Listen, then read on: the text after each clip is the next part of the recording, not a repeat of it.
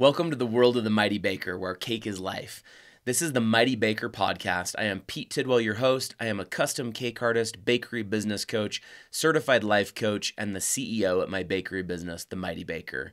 You might have seen me winning Food Network's Cake Wars, competing on Halloween Baking Championship, or have tasted one of my custom cakes or desserts. Either way, I am happy that you are here today. I am obsessed with the art of baking, but I'm even more passionate about helping others live a happy life. Join me here every Wednesday as I share highlights and learnings from my ongoing journey as a bakery business owner. I will also be sharing positive mindset tips and business and life tips along the way, as well as inviting some of my baker friends that I've met over the years on TV baking competition shows. Through the Mighty Baker newsletter, podcast, keynote cake battles, and bakery business coaching, I not only help you become a mighty baker, but I also teach you how to live a mighty happy life. Let's go.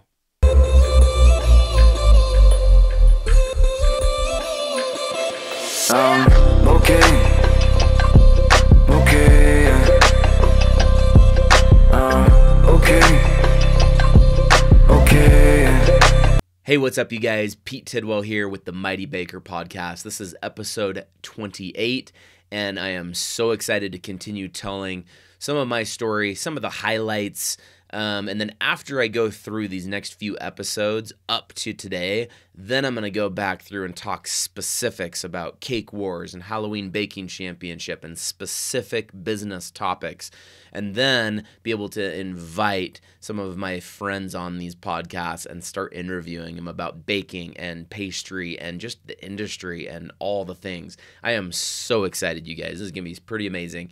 Anyway, so last time we left off, I was running my business from home. I was doing farmers markets. I was doing wedding cakes. I was doing all sorts of things. And I needed to open up a storefront or something because I was operating from home and we were bursting out of our seams at our house with all my bakery items in the kitchen, and it just got crazy. So we were looking for a place, and I knew that I needed some kind of miracle to come through because I was looking at other leases everywhere, and they were too expensive, way too much. I didn't have the money to do it. And then a miracle came along. I saw on Facebook or Instagram that Mindy Gledhill, a local music artist here in Provo, bought a building in Provo. And so I DM'd her and said, hey, I'm interested in opening a bakery. Can we talk? So I met with her the next day. We figured out a few things, signed a lease, and got that up and going. And right about that same time, my wife and I had our third child, a little boy, May of 2015. And so a lot of things were going on right now. We had a new baby at home. I just signed a lease. We're trying to grow my business, figure out what's next. Anyway, super amazing. A lot of things came together for me, and I had to basically be very creative because most people, when they're going in starting a proper business, they usually come in with a capital investment of some sorts, a big amount of money, right? That helping them to be able to do it. I did not have very much startup funds. I borrowed some money from my parents. I had some money saved. Other than that, I bootstrapped this thing together, got used equipment, figured it out, got some local people to help me do the contracting, all the things that I needed to get built out, gas, painting, all the things inside. And that's a whole episode right there of just what it takes to actually open up a shop. That is just, there's so many ins and outs there. And I've done it twice now, so there we go. Been through that process, and it's pretty awesome. It's a pretty fun process, and it's very intimidating. A lot of things going on. But October 15th, when we got that place finally open, it was so amazing. It was a dream come true.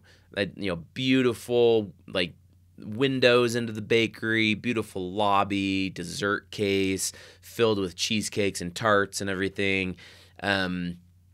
It was amazing. It was super incredible. We had our first opening day, and it was so amazing. We sold out of everything within just a few hours, and it was incredible. It was so fun. It was my wife and I were there selling things. I think our other two daughters were there too, as well as our little baby, probably sitting there crying. And we sold out of everything on that first day. And then we're like, all right, we got to do this all again tomorrow. So over and over again, every single day. And in the beginning, I didn't have any employees because I couldn't afford to pay anybody. So it was just my wife and I that were in there every day. And, we were there with a crying baby in our lobby sometimes, our new little boy. Sometimes, often, actually, he would sleep on like flour and sugar bags. We'd make him like a little bed, as well as hanging out in empty milk crates. And he would just sit there smiling at us while we're portioning cookie dough and figuring out stuff in the business. And those first few months were intense, but very memorable. We have some pretty fun pictures from that period of time. And thank goodness for patient customers. I'm sure people came in and we had a crying baby while we were trying to serve desserts. And anyway, it was just crazy. But we got it open. My goal was to open a storefront. So we got it open. After a few months, I knew I needed to start finding employees. I found my dream employee, and she still to this day is one of my really, really good friends. I have two that over the years have stuck with me on so many things, and it's been an incredible journey. One being this lady named Gabby, and she's amazing. So through my food service provider at the time, US Foods, he told me about somebody that might be interested in working. And so I'm like, hey, awesome, send him my way. So I ended up hiring Gabby on, and she has been such a big help for me over the years. She held stuff together. She frosted all my cheesecakes and helped me assemble things together, great at customer service. She was an amazing hire because at that time I needed somebody so bad to help me because I was quickly overwhelmed and bombarded with so many things. Operating a daily storefront, wedding cakes, custom cakes, all the things that it entails. So finding an employee like Gabby was key for me to help. So there's a good lesson for you. Find good people to work for you that can help you accomplish your dreams. And also, too, now she's a best friend of mine, and I love her to bits. She's amazing. And so shout out to you, Gabby, if you're listening. You're amazing. Always will be. And so then I started hiring other employees. I hired some people that Gabby knew. I hired some others and had some great, fun employees that worked for me, and which was really important, too, because I opened October of 2015, and then March of 2016, I went and filmed my first episode of Cake Wars. I decided to apply on Cake Wars, which was first off crazy because I am a self-taught baker. And at that time in 2015, 2016, I was like, that's intimidating. I don't want to go on television. Why would I do that? Why in the world would I do that? That's crazy. But I ended up applying to go on Cake Wars and went on with my friend Katrina Jones that I mentioned on last week's episode, another really, really great friend of mine, and she's amazing.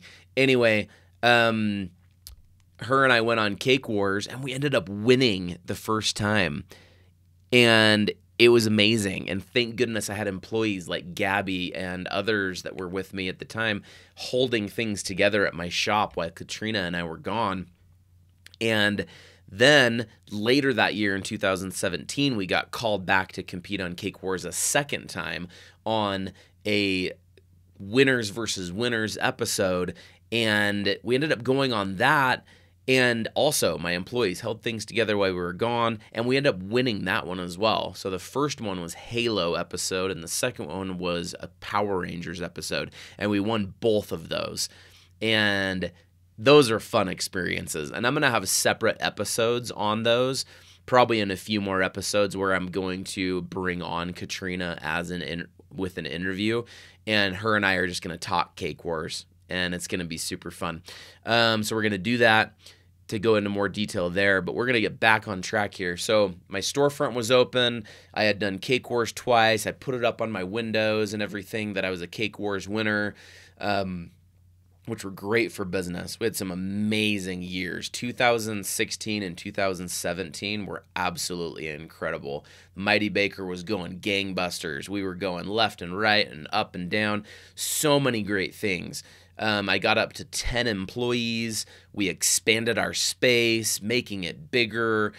more counter space, a separate cake area where I could work on cakes while other bakery production was going on. I mean, we built this dream bakery together, and it was a dream come true. It was so amazing. June 2017, I had 30 wedding cakes in June of 2017. 30. That's insanity, because most of them were on the weekend. So I would have like 3 weddings each day. 3 weddings on Thursday, 3 wedding cakes on Friday, 3 wedding cakes on Saturday. And we just busted it out that month. And that was in addition to our storefront that was going on. So we were just going amazing. Just sales were going amazing, incredible. I also hired my friend Andrew, a pastry chef, to come in and work for me to help produce a lot of my baked goods. Andrew was amazing as well. He was one of my greatest hires that I hired because he knows his stuff really well in the kitchen and is very organized, very professional, and he helped me a lot with things, and I loved having him there. For me, it was kind of crazy because I had this team of employees, successful business, everything going well. Of course, that was my feeling at the time, but also you got to keep in mind all those great things were happening, but the flip side of that is what it was doing to me. So even after hiring a pastry chef and having 10 employees, I was still working like 90 to 100 hours a week sometimes, not getting much sleep, starting to have some health problems. And, you know, this is pretty rapid as I'm going through this, but it was a 3-year period that I had my storefront, and it was incredible. It was so amazing. But I had to work my tail off in order for it to work. I couldn't get myself completely out of the bakery. And so what I decided to do, unfortunately, is in 2018, I had to close. I was physically and mentally burnt out. My cash flow was all over the place because I was expecting that to support my family as well. And then with everything with the business, we had a UTA construction in Provo, which horribly hurt our business.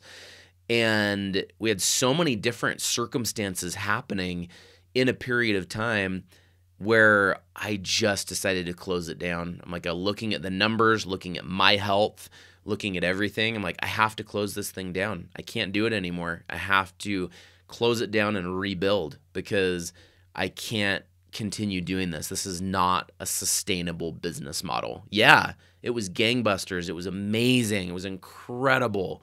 Everything was going super amazing. We sold hundreds of cakes, thousands of desserts, thousands of cookies, like you name it, right? We had so much success, just amazing. But to what extent, right? What does that actually cost? And, you know, I think my biggest lesson from this, and I'm so glad I went through this process because I have so many learnings from it. I could talk hours and days just about this one particular instance. But the number one thing, and the number one thing that I would make as an advice for people out there is if you're going to build a business, make sure you're building a business and you're not building a job for yourself, right? And of course, when you start out a business, you're going to do a job in the business. You're going to be an employee. You're going to be an integral part of that. Even as a CEO of the business, you're still going to be an integral part of that business.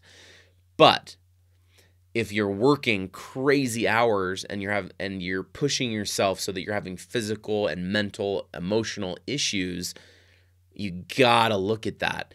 And so you got to build a smart business where you can clearly see, you know, you're going to be working a lot in the beginning, but how can you slowly delegate and trust other people to take on some of that load or hire some of that load out so that you can take care of yourself as a business owner? Because that's where I found myself. And at the time, I was probably the lowest time of my life over the next probably year or two because I was just drained. I was not in a good place because I had pushed myself so hard and hustled, because that's what they tell you to do, right? Hustle, hustle, hustle, work harder, hustle. That's not what it's all about. You do have to work hard. Don't get me wrong. But from looking back at it, if I were to open the Mighty Baker again, the Mighty Baker Bakeshop, which I will do someday, by the way, it's a dream of mine. But when I do that someday, I would build it so different because I know exactly what my learnings are from it and exactly what I did right and exactly what I did wrong, and just timing wise. And there's so many things that I can pull from that. And which is one reason I started my bakery business coaching business, is because I've been through this all, you guys. Any of you that are out there listening, whether it's a bakery business or gelato business or food business or, candle business, whatever, like I have been through all this journey, 2 different storefronts as well. And just with the learnings from this one storefront, it's a lot of experience and a lot of things that I can help others with to help them so that they don't do this to themselves. Because here's a rhetorical question. What is the most important asset in your business? It's you. It's you as the business owner. It's you as the CEO of your business. If you get burnt out, if you get yourself in a bad place mentally and emotionally and physically because you're working too dang hard and you're not taking care of yourself, everything else is going to die. Everything else is going to fall away because you're the brain power and the energy behind your business. So you need to take care of yourself. And that's something also that I didn't do very well back then. Now I do plenty of things to take much better care of myself. Eat better, try to go on walks from time to time. I do cold plunge therapy here in Provo at a place called Plunge, where I do ice baths and things. I take breaks. I take proper breaks where I don't push myself too hard. And also, now that I have the life coaching stuff, I'm a certified life coach. Now with the life coaching principles, I can now tackle all the mind drama that comes up in all those situations. Because I look back, I didn't have the tools of life coaching back then. No, I did not. Had I had those, this probably would have been a different story. I'm glad it's not, because there's so many learnings from here. But this could be a different story, because had I been able to deal and like self-care and take better care of my thoughts and what's going on in my brain and taking care of myself and strategizing my business just a little bit differently from a time management standpoint, marketing management standpoint, and mindset management standpoint, that I would have had a very different trajectory had I employed some of those tools. So anyway, I'll say this in my outro, but if you're a bakery business owner and you want coaching on any of those areas, time, marketing, or mindset, that's where I come in. I'm here to help you. I can help you with success and help you create success. I'm not going to do it for you, but I'm going to help you figure out your best path to make it happen. So anyway, so a preface for next week with our, in this 2018, I decided to close down my store. With my store closed, what next? What am I going to do? Store closed, liquidating everything. What in the world do I do? I need a solution. I need a miracle. I need a direction. What am I going to do with my business? So that's where we're going to leave off today. 2018 is where we're at right now in my story. And next episode, we will continue on from 2018 to 2020 and talk about what I did next, how I continued fighting for my business, the Mighty Baker, and how I didn't give up and I just continued trying different angles and figure out what's going to work with this thing. And it's an exciting story. I'm really excited to be documenting all this too, and I know that there's some value pieces in here, and we're going to get to some really cool stuff in the next few episodes, so I'm super stoked. Anyway, have a mighty day. You guys are all incredible. Make sure you smile, get outside, go get some fresh air. Do something fun for yourself this week. Midweek, when you're super busy, got tons of things going on, do something for yourself. Take a break, go on a drive, go get your favorite meal, whatever it may be. Anyway, you guys are all awesome. See you later. Pete Tidwell is out. Thank you so much for listening to today's episode. Season 2 is going to be incredible, so please keep joining us. The Mighty Baker has a lot of exciting things going on. Head to themightybaker.com or follow us on social media at The Mighty Baker to stay updated on what we have coming down the pipeline. Are you or someone you know a bakery business owner? If so, you gotta check out my bakery business coaching. I am now taking on one-on-one clients and helping them create sweet success in their bakery business and their life. Head to bakerybusinesscoach.com to learn more about my coaching program and sign up for a free 30-minute coaching session. I want to coach you on any bakery business problem that is holding you back from growing and from enjoying your everyday life. Please join us next time on the Mighty Baker podcast. This is your host, Pete Tidwell, signing off and reminding you to make your day a mighty one.